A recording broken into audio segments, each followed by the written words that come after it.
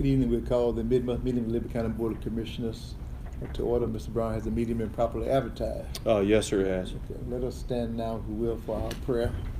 Pledge of allegiance. Father, we thank you for this day that you've given us. We thank you for being here right now in this place. We ask that you would show yourself. We ask that you would give us calm, that you would give us understanding, that you would give us endurance, all the things that we need, the tools that we need, because we do find ourselves in a season of a lot of unknowns. But we do know that all our trust is in you.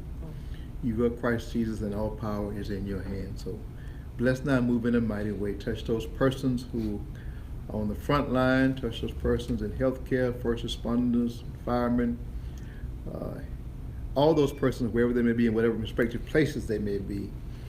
We ask you to give America calm, give the world calm, because this is global, it's not just America. And we do know that you will bring us through this in your own time and in your own way. Help us just to believe that and have faith in you. We ask you now to bless this meeting, let it be done decently and in order. We ask you to bless these people who give of their time and their talents to serve the citizens of Liberty County. And then we ask you, if we leave this place today, give us traveling mercies and also help us to go out and to be a calming effect. Help us to be as much confident as we can, as much as you will empower us to do so. Not if, but when you do that, we'll be careful to give you the honor, glory, and the praise. In Christ's name we pray. Amen. Amen. I pledge allegiance to the flag of the United States of America and to the republic for which it stands, one nation, under God, indivisible, with liberty and justice for all.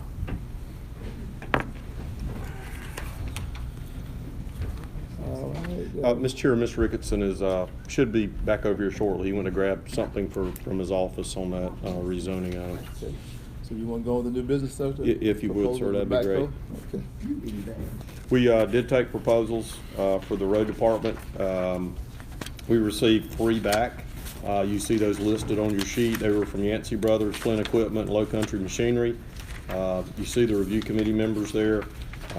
The high score was Flint Equipment Company with a score of 275, offering annual payments of $28,884 with a 45-day delivery.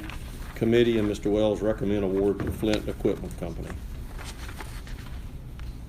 Need a motion? Yes, sir, please. So moved. Second. Motion second, we approve the bid as presented. Any further discussion? All in favor, raise your right hand, please. Those opposed, the bid is approved.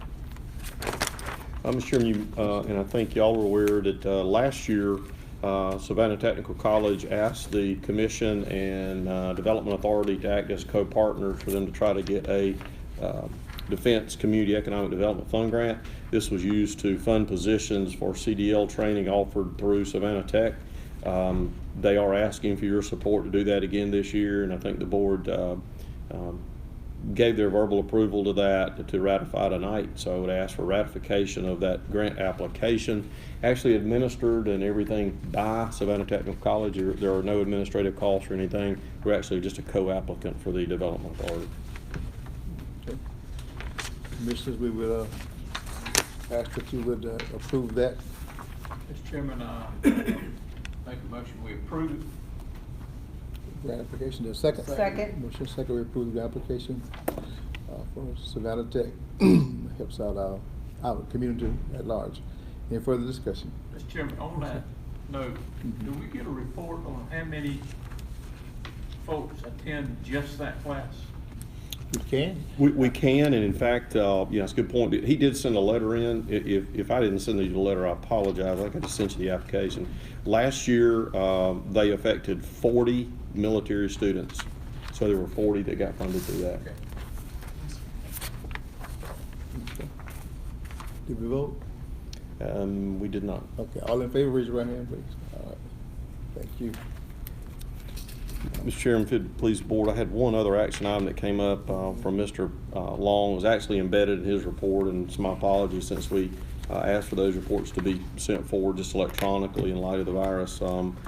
He did, I think you remember at the last meeting, talk about some of the sub-elements to go ahead and try to finish the Isle of Wight substation, fire substation. On page 1 of his report, you'll see those elements listed. with the vendors that he recommends award to. A little deeper in his report, actually about 4 pages deeper, I had him prepare a spreadsheet based on conversation last time of everyone who submitted a proposal. We received at least 2 proposals, or 2 proposals on each element, except for the well drilling. We were only able to get 1 for the well drilling, and that's Woodrow Sapp well drilling. So that is that separation sheet. Mr. Long is available by phone, standing by if we had any detailed questions on any of the sub-elements, or if you got any questions, I can relay those to him and get him to send it back electronically to us. Are there any questions about the bid prices here that are listed for us? That's part of the Isle of Wight Fire Station project, which we all look forward to. I do want to note, if it's okay with Commissioner Walden, that a question that he had concerning a generator, the possible transfer switch. So I do want to see if that element is included in there, and if not, see if we can include that as part of the electrical for that. What was that, Mr. Brown? As far as at least a transfer switch for a future generator possibly. If it was not included in the electrical, to try to see what it would take to include that as part of the electrical so that we could add one later if we needed to there. And then also you can, if we had to rent one, you know, Correct. in a time frame, it'd be a whole lot easier to have it there. Should we make note of that for our next new station? Yeah. Well, we have one already scheduled for the new station, the full station. This is just a Just a- substation. That's the gotcha. reason there So wasn't one that's why I planned, went but out. it's great sense to at least have a switch there to plug one in. Okay. All right. Any questions on the items we have itemized here with the prices? If not, Chair, entertain a motion to approve as presented from Mr. Long. So moved. Second. Motion and second that we approve these, what you call them, Joey? Sub-elements. Sub-elements for the Isle of Wight Fire Substation. All right. Any further discussion? I was just, what was the timeline on that station? Timeline on that station is actually to be stood up this summer. Okay. Yes, ma'am. Okay. Was it, what was it, about 4 months? It was about 4 months, yes, sir. Any other questions? There be none, all in favor, raise your right hand. Those opposed? Okay. The sub-elements are approved. We might as well go on with you, well, unless you had, no, let's bring Jeff up, Okay. because you might. Yeah. Hello, sir. Good evening, Chairman Lovett, members of the commission. How are you? We've got a rezoning request for you tonight in District 3. This is a, We need to go into public hearing? Yes, sir. I realize that the public can watch, and we have allowed entry to those who have an interest in the matter. So if there was anyone that had an interest, they would be allowed in. But for the sake of the record, if we could go into a public hearing, that would be great. Make a motion, Mr. Chairman, we'll go in. Second. All in favor? Not in public hearing. So,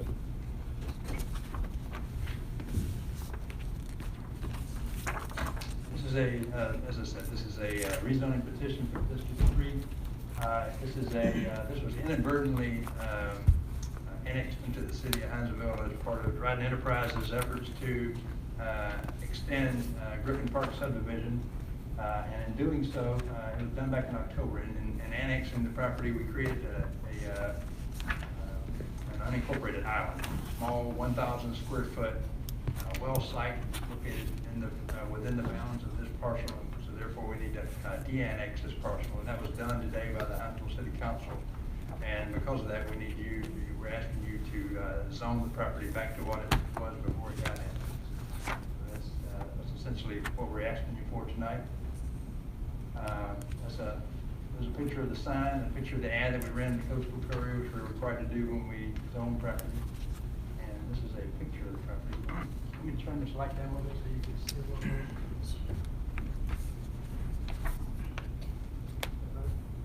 mhm.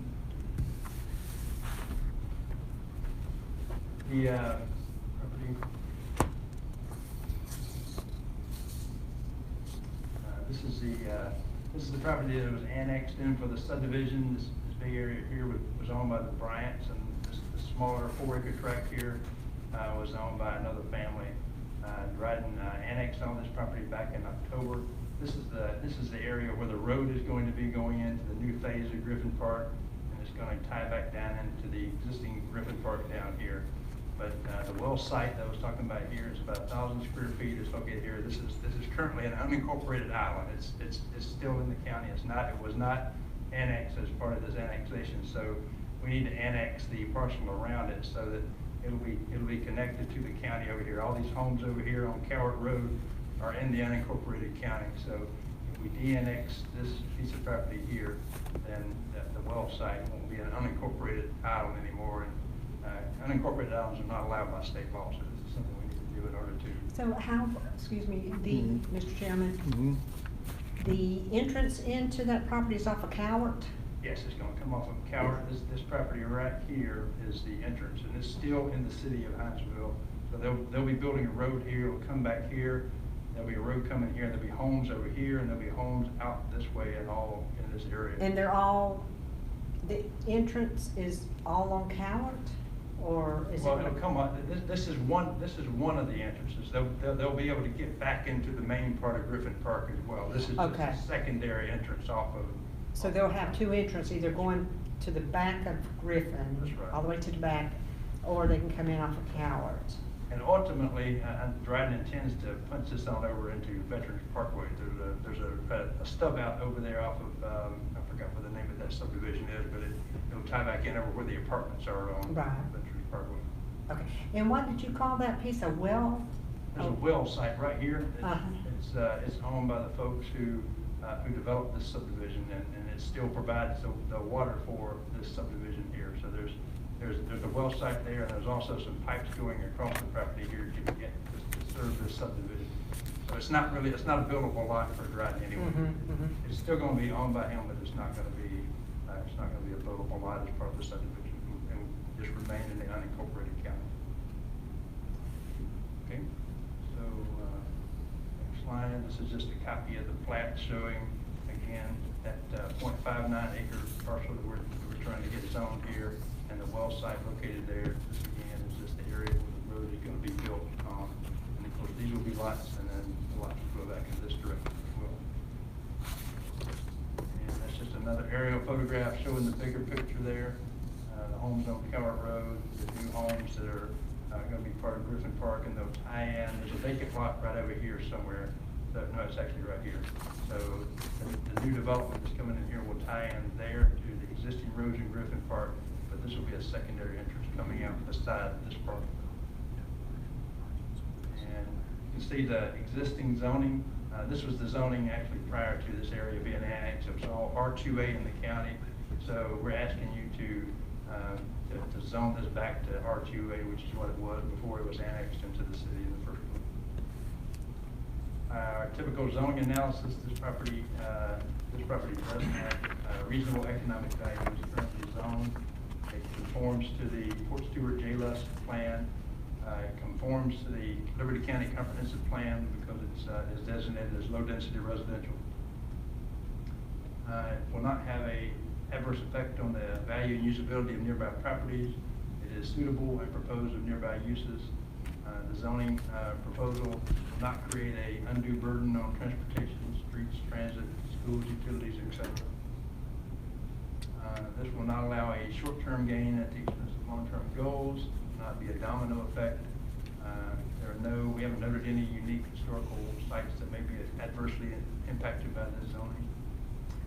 This parcel is not in the floodplain. It is not spot zoning, and the only unique condition that we found was that this property was originally zoned R2A. So we're just asking you to rezone it back to what it was before it got inadvertently annexed in the first place. So, Planning Commission heard this. They actually heard it this past Tuesday, and now we're bringing it to you. They recommend approval with standard conditions. So I'm glad to answer any questions you have about this rezoning petition. Mr. Chairman, I have another question. Yes, ma'am. And two questions, actually. The property that we're rezoning currently has a well on. Actually, the well is a separate piece of property that's surrounded by this property. Okay, so the property that we're rezoning does not have a well Just not on a well. But it does have the water lines from the well that are going back to that subdivision. So that, it's got easement, it's burdened by easement. Okay, all right. That's all I have. Mr. Chairman, I have one. Jeff, could you go back here, that one right there? Back further? There, or? No, right there, that's fine.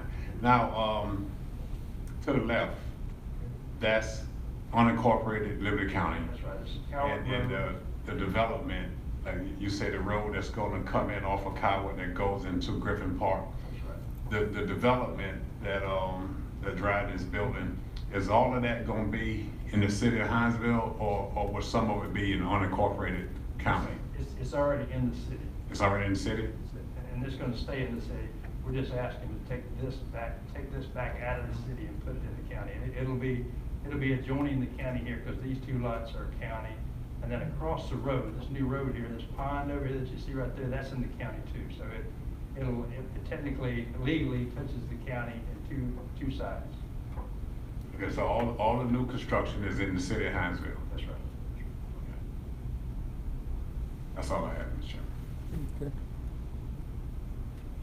And you said, Jeff, it's gonna tie into, it must be Mills Creek you're making reference to. You said it's gonna tie into eventually I can't recall, let me see if I can find that. Off of what street?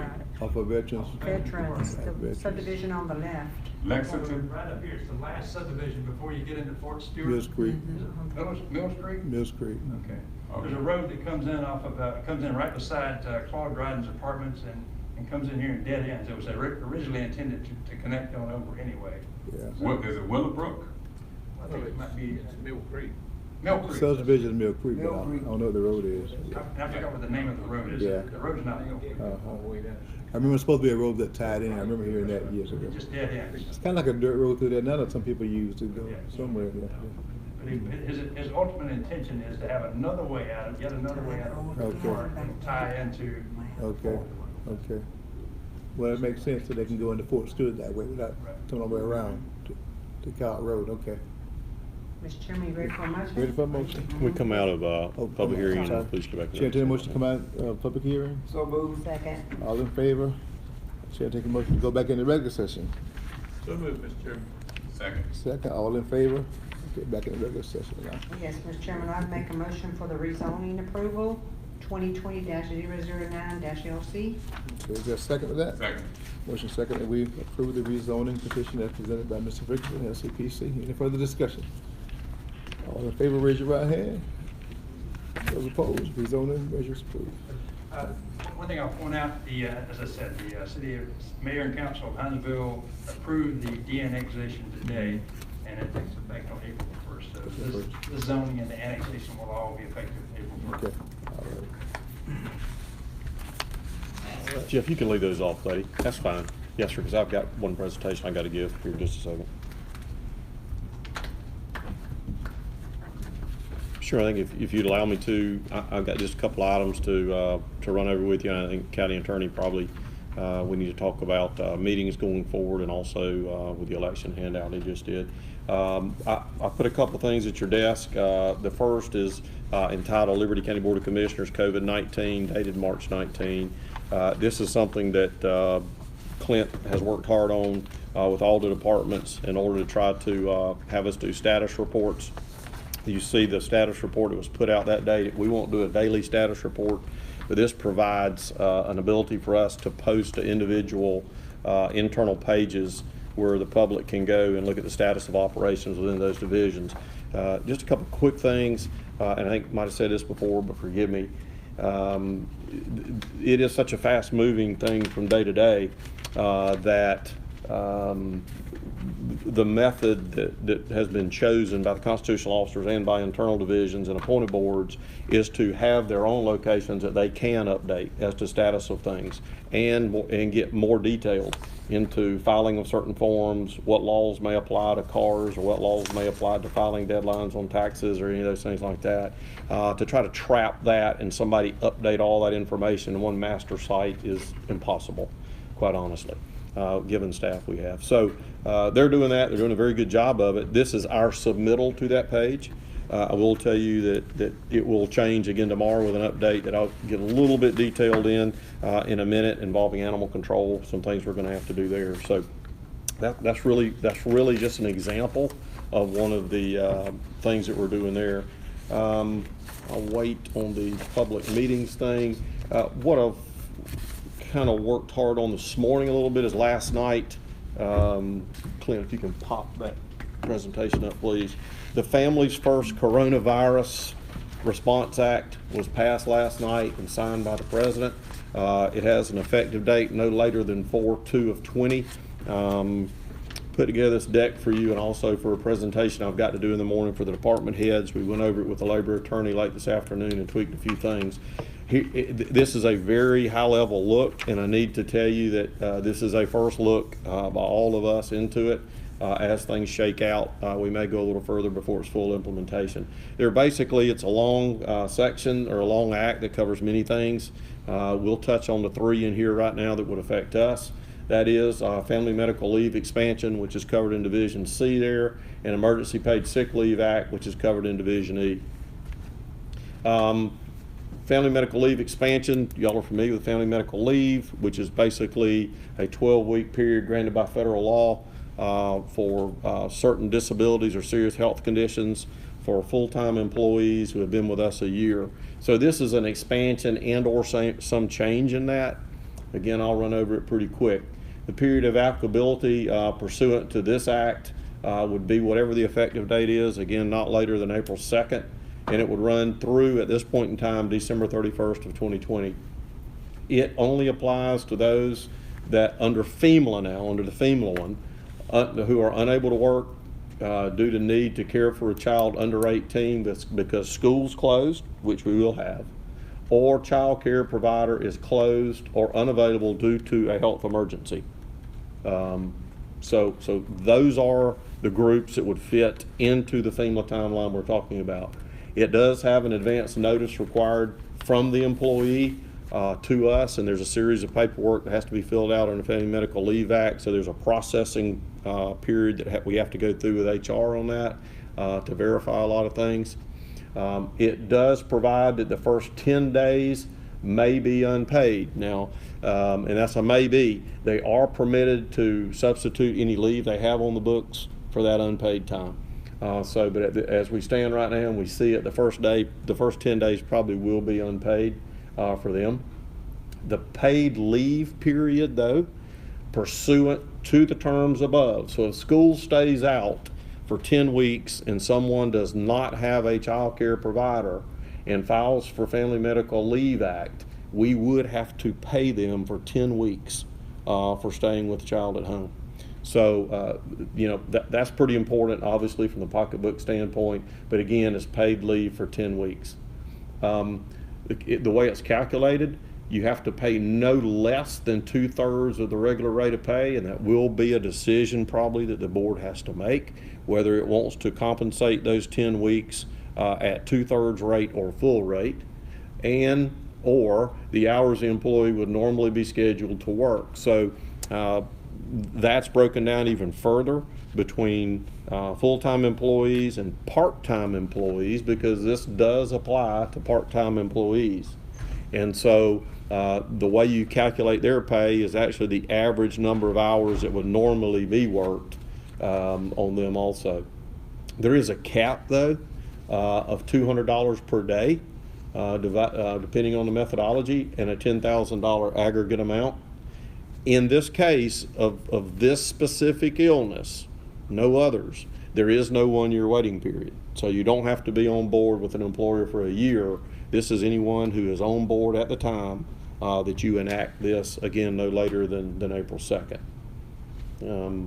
Pause there for a second to see if there's any questions. Does it address validation that you don't have child care? So we talked about that. Of course, it's brand new off the press last night. What we're going to require is a certification and some kind of proof. I mean, if you don't have child care, then the only thing they can do is sign the form and say, I declare I don't have child care under perjury law, and some of those type things. We'll have to come up with some of those forms. We also talked about the way, the other thing that's in there is, okay, I don't have normal child care, I don't go to a daycare, but my daycare is closed. It's not a school-aged child, it's 2 years old, so the first requirement goes away, It's a 2-year-old child though, and my normal child care provider is my grandmother. Then how do you start, and grandma couldn't stay because of the risk, so she went to Arizona. So how do you certify that that really happened? Again, you're gonna have to come back to them signing the form, declaring that it's true and accurate, and some of those type things. It's not easy, but a bit Chairman, complicated. Miss question, go ahead. Mr. Griffin. Thank you. My question was, if everything gets back to normal within the 10 weeks, and childcare is available, then That's a good question. they have to come back to work, maybe on the Correct. 6th week, or this does not apply to them. Is that correct? Well, they that's correct. continue It's to only for the draw? period of the emergency.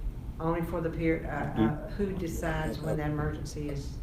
Well- When well, the so- when the daycare opens back up, or? When the daycare opens back up, if they Or have a schools. daycare option, then they would need to select the daycare option. But if it's a child, if school is still closed, Mhm. obviously, that gets them in the door immediately. Okay, if the school's still closed. but Right. Daycare's, like right now, daycare's still open. So daycare's far. open, but school's closed, they Right. can still get in under the school closed School closed. provision. Okay, either or, okay. This is a federal law, Yes, sir. and it's, of course, Kelly, he's our attorney, but I mean, anybody that abuses this by any way would come under the guidelines of federal law, that you're abusing it. Well, and so I didn't look into that part on the employee abuse. It does address the employer abuse in the act, but I'll look in there. That's a little deeper question as to violation of any federal, and I think they would only violate it in the sense that in their certification paperwork that they put on there, it would be whatever legal remedy would be applicable for false statement. That would probably be handled through the personnel policy, wouldn't it? Some of that would, and some could be handled in another way if it was. Mhm. I mean, I don't think we have the employees that we've got, I feel comfortable that everybody's gonna do the right thing. Because when you look at this is all over the United States, so. It is. You know, I can see where you would, people need to understand that it is More or something less, that who's was gonna be watching it? federally mandated. Mhm. Yeah, If we do it, and Commissioner Stevens brings up a good point. I mean, there's nobody to watch it. I mean, and it's gonna happen all over. So, but everything's gonna run through HR. It'll be handled just like normal FEMA with certifications. And the other thing, before I go to emergency paid sick leave, is, and the question we had on this, I don't get too many question and answers, but, so the one question that came up is, hey, I break my arm during this period of time. Do I get 10 paid weeks? No. Okay, so FEMA normally, on its own, does not guarantee payment, period. It is a protection of the job environment for up to 12 weeks in any rolling calendar period or whatever period of 12 months that the employer selects. And in ours, it's a rolling calendar period. But no, they would not get paid. This paid 10 weeks only is for the Emergency Act that's in place. So they would not get paid for that. Emergency paid sick leave is the second provision, is totally separate. This is a way that in that 10-day no pay period, they can come in and use these 10 days if they so desire of paid sick leave. So employees can use it because of the need of, and most of these are kind of self-explanatory, that federal, state, or local quarantine orders, self-quarantine by healthcare provider, symptoms that they have displayed of the coronavirus that they're seeking medical diagnosis for, caring for an individual that qualifies under number 1 and number 2, or caring for a child, same verbiage in the FEMA Act, if they're caring for a child who, because school's closed or the daycare is provided, or there are any other options and they're taking precautions because of that, or an open end on the end, experiencing similar conditions specified by the Secretary of Health, as may be amended later. So again, it's 2 paid weeks. Let's go to the next slide, Clint. It's 2 paid weeks, it's 80 hours for full-time employees, and then the part-time employees, here's where you see the number of hours equal to the number of hours that the employee works on average over a 2-week period. Okay, so we have to go back, we have to look, it doesn't say go back 6 months, go back a year to get the average over a 2-week period. We'll use some sum there. Again, that's gonna have to be decided between now and April 2nd. Clint, let's back up one slide, please, back up one. Okay, I forgot a couple of caveats at the bottom. The emergency paid sick leave, there is no required length of employment time. Okay, so much like FEMA, it applies to anybody that's on your books right now. You can exclude healthcare providers, which you don't have any, or emergency responders from this. Now, again, so there's a couple decisions the board's going to have to make before April 2nd on this act. What we're going to do, Doug and I will go through with Kelly, and we will put some to-do things on there to make sure we handle those before it goes into effect. Okay, Clint. One more, please. Okay, so emergency sick leave use, they can use this sick leave or they can substitute other first. So it's going to ride on top of anything else that they do, or they can choose to use it out front. But we as an employer cannot require that they use their existing leave first. No? Okay, so it's going to ride out on top. It's an extra 2 weeks. Clint? They have to use it, but don't have to use it first. That's correct. That's correct. Okay. Just tax credit. So how do we get our money back? Budget impacts. Okay, so the money that we pay out obviously is unbudgeted. We don't have any way to determine what that is, but I will let you know it's an unbudgeted item, as y'all probably know. On the federal side, as y'all know, normally on wages, we have to match Social Security at the employer rate of 7.65%. Where businesses and in fact governments will get a break other than what they got to pay out is they are not going to have to make that 7.65 match on these monies, whether it's under FEMA or sick leave. 10 weeks or the 2 weeks equaling 12 weeks, possibly at a max, we will not have to pay 7.65% of that money. That gets complicated too, obviously. So I've got an employee that says, hey, look, I'm going to use, my grandma's got COVID, I'm going to use 5 days of my sick leave requirement, but the regular timesheet reflects the rest that's normal time. We've got, our system's going to have to be able to break down 5 days of non-taxable FICA and pay them under a block, and 5 days of payable FICA and pay them under a block. That's got to be tracked then. Connie Thrifts used 5 out of her 10. I got to go to a sheet for COVID virus related sick leave. I'm going to have to track that separately. I'm going to have to show Connie's got 5. She's got 5 remaining. She took them on X date, and be able to track all that separately. So the internal workings of all that, I mean, this is just as of last night. So the internal workings, we'll talk with our software provider. We're going to be talking with the IRS specialists that we brought in as a result of the other thing we worked on to work out to make sure that we do those taxes right. And then they're reportable by calendar quarter. But that is the only break that the local government entities or businesses will get. Now, I say or businesses, there's a whole separate section on self-employed persons. And I didn't dare try to get into that today because of the time. But that's kind of where we stand with that act right now. It's still being worked through. I think we've deciphered it pretty good. I feel pretty good about it. Good enough that Doug and I feel good enough that we can give a brief, or I can give a brief to department heads tomorrow on the management of that. So as far as employees that call out sick, starting today, as a matter of fact, if they call in sick, they won't be allowed to report back to work until they clear with HR. There's a series of questions that's been developed by Doug to in compliance with the federal law, that we can ask employees non-disability related questions specific to the COVID virus that they've got to be able to answer in the affirmative, or they have to stay out of the workplace. Okay? If we have an employee that comes back, which we will, I have an employee, a full-time employee coming back from Washington State, they will have to go home and quarantine for 14 days. They will not be allowed in the workplace. They can use their sick leave or annual leave if they have it, but they have to quarantine.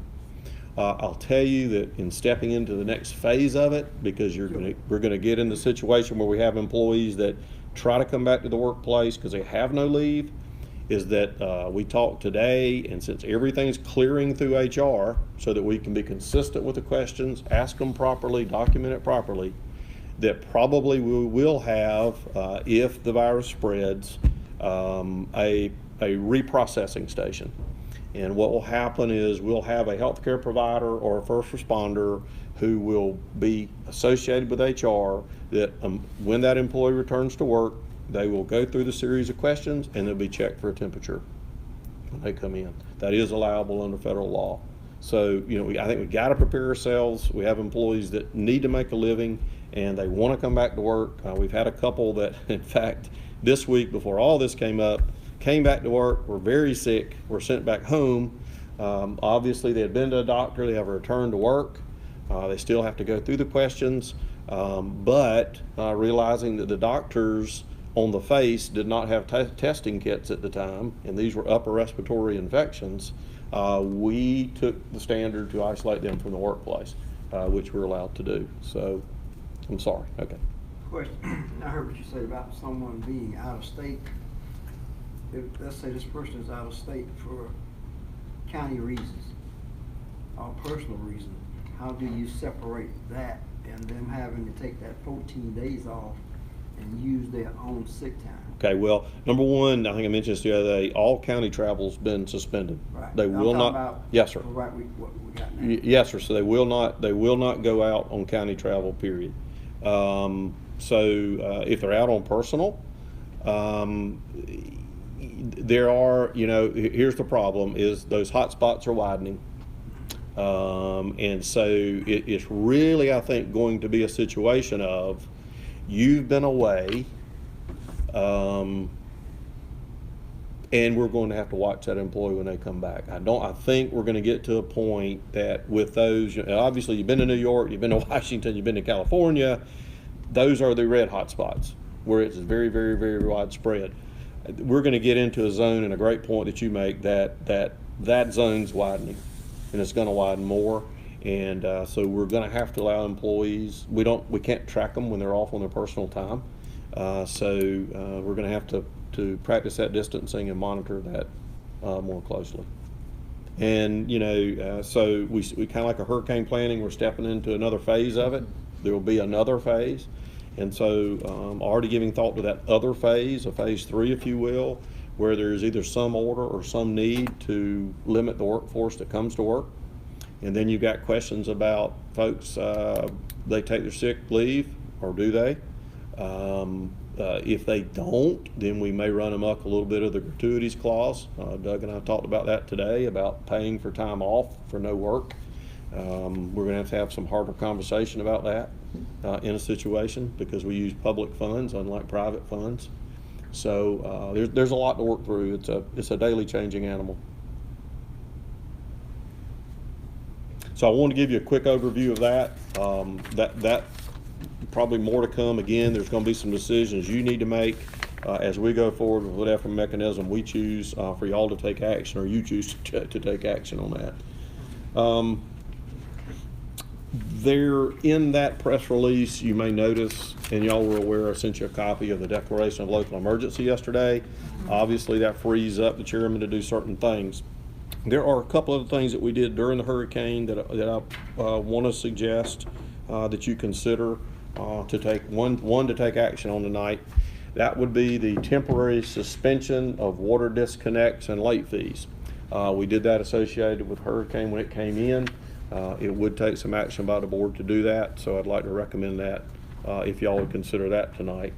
Along with that, worked animal control a little bit today.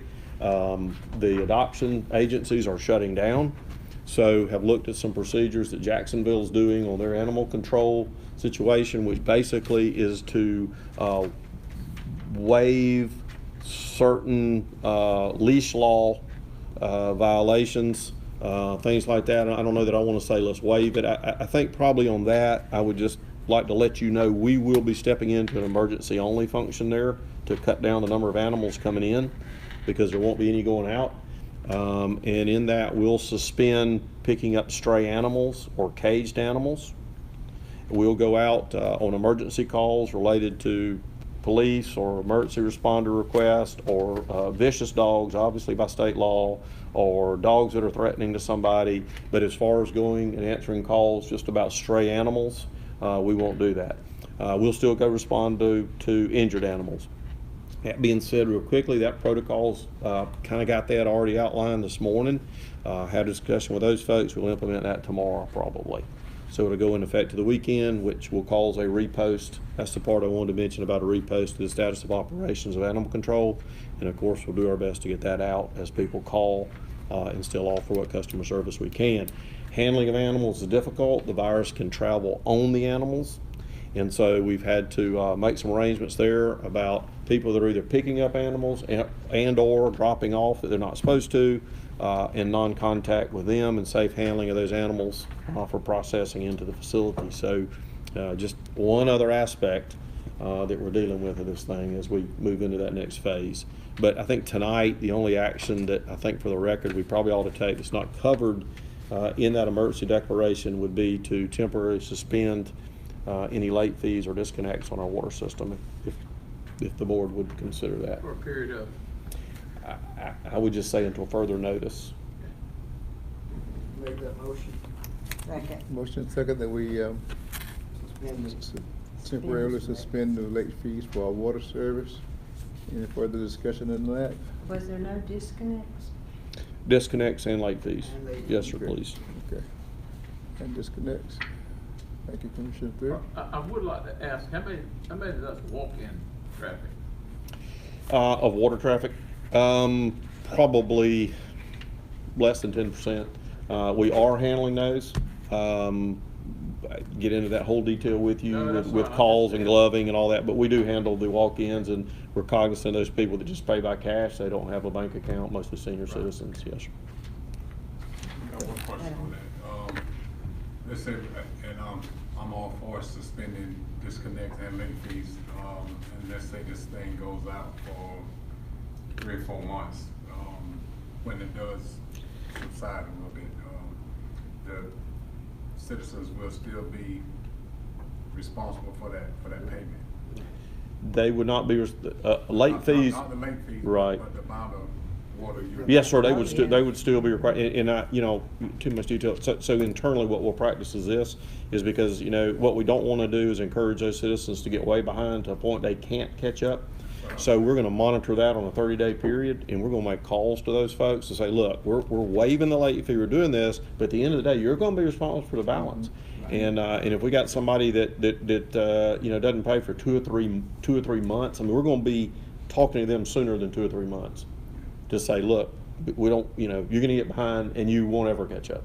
So we wanna work those individually. We don't have a lot of I those. guess where I was headed, because I could see that happening in some cases. You know, we set up payment plans or what have you. Yes, sir. But it, and that's gonna be tough. It is, and we got to monitor it. I mean, again, the big uncertainty is financially what our obligation is going to be going forward, Right, and yeah. and so we're affecting cash flow. But, you know, I was just For thinking that. about, you know, some jobs, probably gonna, if it goes, gonna be laying people off. And, you know, say someone works in the food service industry, some restaurants have already cut the hours back, right. which means, you know, some people are gonna get laid off. So if they do that and we're suspending payment, keeping it on, it's still consuming. And, you know, that's, be a hard time Right. trying to catch up with that, Right. but, you know, we'll deal with it on. Yes, sir. a case-by-case basis. We will, and we'll, as you know, y'all have always, and we have always, under y'all's direction, try to do the best we can for the customers, realize a lot of those things, so we will continue to do that. Mr. Chairman, I'll shift quickly, if we can. Let us I'm sorry. vote. We didn't vote. We had a motion on. Oh, I'm sorry. I thought All I in voted. favor? Raise your right hand, Second. please. Yes, we had the motion in the second. We just- Sorry, Yeah. trying to get you in and out. Yes, sir. The other thing is, and Mr. Davis, I'll kind of yield to him on this, is how we address the meetings going forward. We did post a notice tonight, send it to the paper. We have posted it to our website as far as the meetings, public meetings during the state of emergency. And I think everyone has a for all copy you of do. it. As you know, Liberty County, like all other jurisdictions throughout the state, have been struggling to responsibly conduct public meetings during the current public health emergency. And given CDC guidelines and other directives prohibiting mass gatherings, it's been determined that we will ensure public access to our meetings through live streaming and recorded services only. I think Clint earlier today provided an outline of those services. In-person attendance at meetings, to the extent you folks have physical meetings. In the future, it may be appropriate for you to resort to teleconference meetings. But to the extent you conduct physical meetings of the Board of Commissioners, only those persons who have a right to comment or speak before the board will be permitted entry into the building. And typically that's going to be limited to zoning applications and other business permitting situations. Absent that, the board is going to schedule only those matters which it deems to be of pressing importance. And so your agenda is going to be understandably very limited. But to the extent people have a right to speak before you, they'll be permitted entry, but under only certain conditions. They'll have to observe social distancing requirements. To the extent, personal protective gear is available, it'll be recommended that that be worn as well. Additionally, for people who want to speak before the board, have a right to speak before the board, who may be medically compromised or may exhibit signs of respiratory illness, or who just may be reluctant to get out and attend a meeting during the current state of emergency. Teleconference arrangements will be made for those people where they can simultaneously participate in your meeting and comment on the matters before them. And other than that, we hope to conduct business as usual during your meetings. But we understand the sensitivity of this. The Open Meetings Act requires the board to provide public access to its meetings. But we think the measures we've implemented will ensure that access and both comply with the Public Open Records Act as well as the directives and guidelines issued by the CDC and others. It's a difficult time. I expect it to last for several weeks, perhaps longer. Our response to conditions may require future modifications to your public meeting protocol, but we'll address those as they become necessary. But until then, my understanding is the board will have physical meetings, perhaps only once a month. I think that's still under discussion. Agendas will be limited, and only those people who have a right to comment before the board will be permitted entry into the building to make those comments. Other than that, the details, what further details there might be, are set forth in the guidelines that you have before you. I'll be happy to answer any questions. But my understanding so far is Liberty County is acting fairly consistent with other jurisdictions. Some jurisdictions are holding teleconference meetings already, limiting physical meetings. Others are not permitting rezoning applications and things of that, those matters to be presented on their agenda. But I think we are striking as good a balance as we can between your obligations in the Open Meetings Act and your responsibility for the public health. That's it. So it is, a couple of questions there. Do you want to try to continue to meet in person for short periods of time with some distancing as long as we can, or do you want to try to go to some type of teleconferencing? Now, that's the reason Clint's here too, is that, the teleconference, we've got several avenues that we've opened up recently. We can open up for that. Obviously, everybody on the board can be there. The county attorney would need to be on those while we're doing those to hear those too. My question to that is then, how would we tape those teleconferences? And so we can record the teleconferences over ShoreTel, over the ShoreTel system? Okay. So those both options are open. I think we can comply either way. And then the only other question I really had was if you want to try to go from 2 meetings to 1. We should do that. It's totally up to the board, obviously. Yeah. Under local legislation in Grady County, you're really only obligated to have your regular meeting. one-time meeting. The mid-month is discretionary with the board. So if you're going to limit it to one meeting, I recommend that you limit that one regular meeting. Your regular meeting? Specified in your local legislation. By consensus, commissioners, that, I think we should do that too. Go to one meeting. The one meeting with a limited agenda, The first Tuesday. first Tuesday. Oh, yeah. Mhm. And of course, if if a pressing matter comes before you, you can always schedule an emergency or special meeting in addition to your regular meeting. Even that could be done by teleconference? You can, yes, sir. Okay. Yeah, typically, you have to have a physical quorum in order to participate by teleconference, Mhm. but during emergency conditions like these, the entire board can participate by Okay. teleconference. All right. Physical Well, we quorum. plan to do it in person, if something changes between What you wanna do? okay, now and then we'll change it, but, yeah, Once a month until further notice. first Tuesday. First Mhm. Tuesday. In person. Okay, Yes, sir. that's great. All right. And then also, gave a handout regarding elections. I think we discussed this briefly on the teleconference, but the Secretary of State has decided to postpone the March elections. That would impact both the presidential preference primary and the T-SPOS special election. And those elections now will be held in conjunction with the statewide general primary to be conducted on May 19th. Importantly, as Commissioner Walden mentioned, the voter registration deadline effectively will be extended for the March elections for both the presidential primary and T-SPOS. So those folks who aren't registered now, but who register before the deadline, and the deadline is in the memo, April 20th. yes, can vote in both the March election as well as the statewide general primary elections. As also both in-person and absentee balloting will be available for both the March and statewide general election.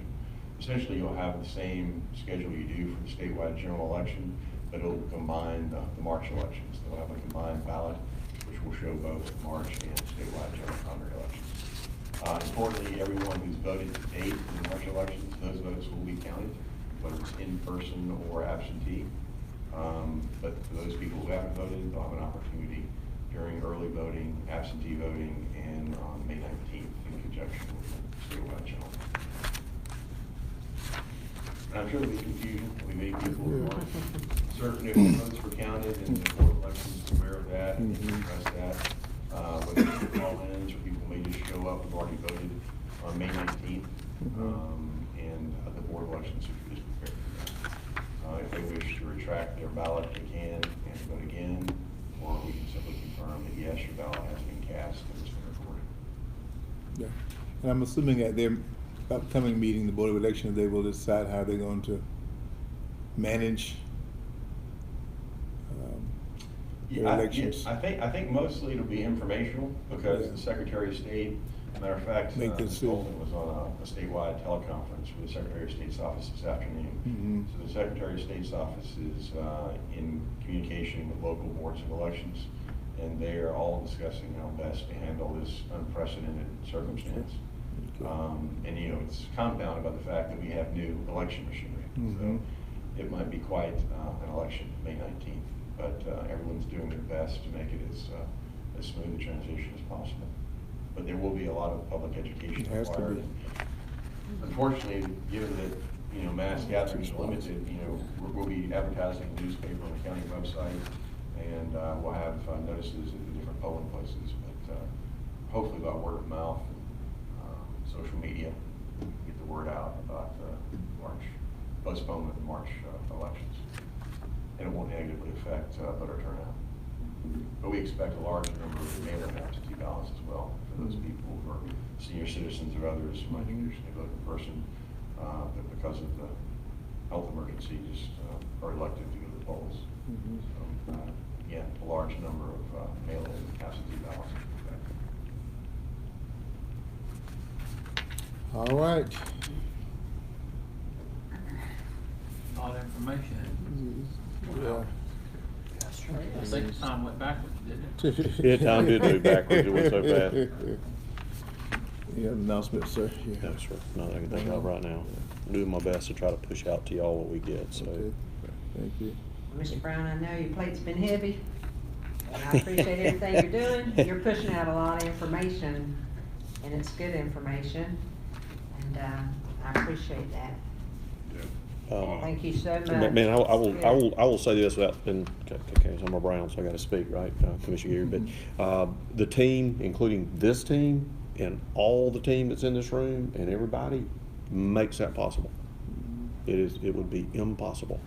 So it's very good to see, thank you. I But, appreciate the kind I know words. it's been trying for you without assistance, but, He will come in the middle of this, very shortly, and I will welcome him gladly. I've been, You can hold his hand out, huh? I've been keeping him up to date. He's having to deal with it there also, so. I sat there the other day and I heard a lot of questions from folks that you don't supervise. A lot of questions from people that were unsure, and I think you handled that well. I think you, in the end, made the comment that, you know, the county commission and administration, we're gonna do everything we can to work with and support them, but everybody's got to have their own individual They do. plan. This is no different than a household that's, knows a storm's approaching. This storm is here, so. yeah. It is. But I do appreciate it. I listened in, you, got red-faced there a couple of times. No, it's okay. Just excited. You're doing a good job. Thank you, sir. I appreciate the kind words. We just express, show that to, EMA team. I will, Um, absolutely. I guess we do want to say to citizens of Liberty County, everybody be cautious, please, and Yes, sir. follow the CDC guidelines. And clean. Yeah. You're doing a good job. Very, very good. Yeah. gonna get And his just lives know that clean. you're not alone, Liberty County, we're all in this together. That's right, we are. In this together. That all for the good of the order? Yes, sir. Chair, entertain a motion to adjourn. Second, all in favor? This meeting is now adjourned. Go and be safe.